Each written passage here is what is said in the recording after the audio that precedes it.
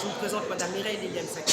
Nous sommes venus au Parlement européen pour une journée de 3 jours pour une conférence internationale sur la paix et l'économie mondiale. Organisée par Madame Vadema Keo. Et nous sommes là au Parlement européen. Nous avons fait la visite guidée du Parlement européen. Vous voyez là tous les différents drapeaux. Au niveau du Parlement européen, vous savez que le Parlement européen, c'est le Parlement de tous les peuples. Toutes les personnes qui ont des propositions ou même d'autres idées, il y a de la commission, il y a la commission parlementaire où le peuple peut venir s'exprimer au Parlement européen. Vous avez au Parlement européen la commission des ACP, Afrique, Caraïbes, Pacifique, d'où viennent les lois qui gèrent le quotidien du peuple africain, qui est la commission des ACP.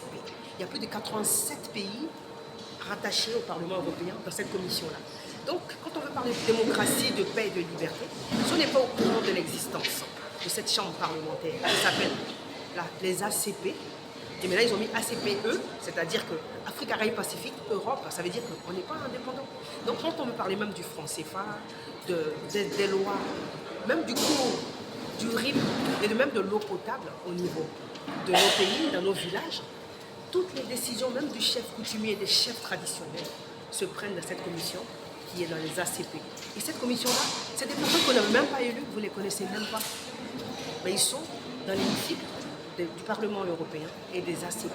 Quand le chef du village, par exemple, dans votre village, dit oui, je ne veux pas vendre ma terre, ainsi de suite, on ne l'écoute pas là-bas parce que c'est la commission ici, là, qui est rattachée à l'Union européenne, qui s'appelle la commission des ACP, désormais, qui a été rattachée à partir des accords de Brazzaville et aussi les accords de Cotonou.